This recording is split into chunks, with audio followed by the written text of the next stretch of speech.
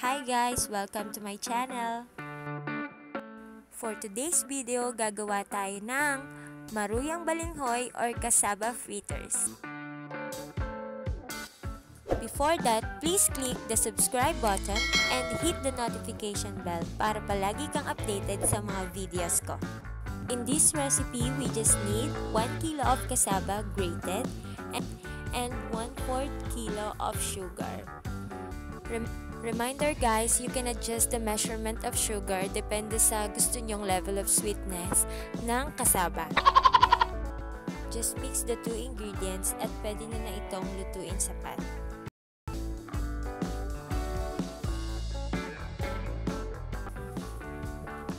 So, margarine lang muna yung ginamit ko kasi tipid-tipid lang muna guys.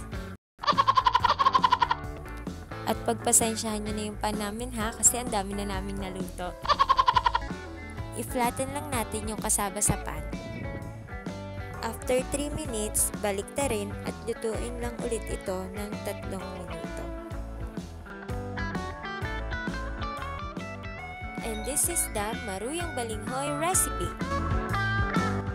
Na-miss mo rin ba? Thank you for watching and see you sa next video.